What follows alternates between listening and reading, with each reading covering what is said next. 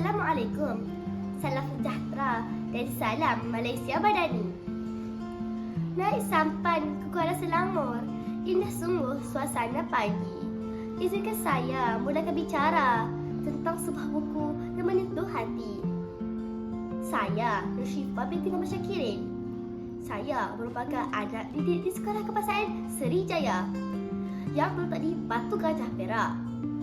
Kod sekolah saya ialah ABA 2067. Syukur Alhamdulillah, pada hari ini saya berpeluang membicarakan sebuah buku yang penuh dengan ilmu dan pengajaran. Buku yang menjadi pilihan saya ialah Wanita Akhir Zaman, hasil karya Adi Bahrozai dan Aqilah Farhana yang diterbitkan oleh Nuktah Pustaka Permata Ummah Sendirian Berhad. Buku ini setebal 99 halaman dan mempunyai sisi kandungan sebanyak 5 bab.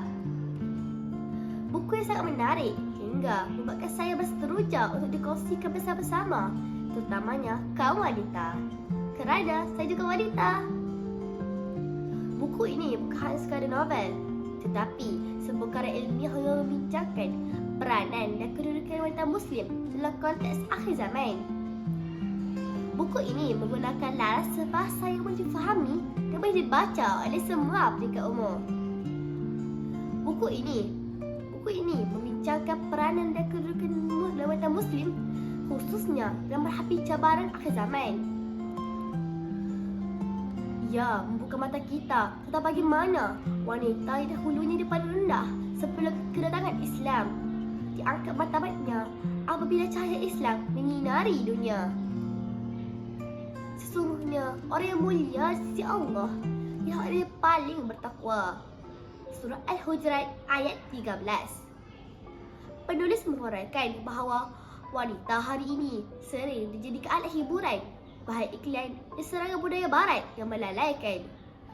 Mereka dipengaruhi agar meninggalkan identiti muslimah sejati, membuka aurat, mengabaikan akhlak dan terpesona dengan dunia hiburan.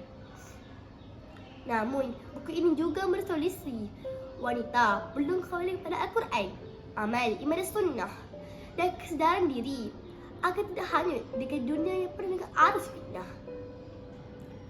Pengajaran dan mesej utama dari buku ini ialah wanita adalah tiang masyarakat agama. Jika rosak wanita, maka rosaklah generasi. Musuh Islam akan berusaha membentukkan umat Islam melalui wanita. Wanita adalah benteng kuat umat. Dunia adalah perhiasan dan sebab perhiasan adalah wanita solehah. Buku ini bukan sekadar bacaan biasa, tetapi secara muhasabah untuk setiap wanita.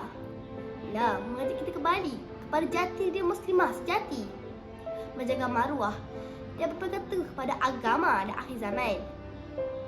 Bunga melati indah berseri disiram embun waktu pagi. Jadilah wanita berhati suci, jaga maruah hingga ke mati.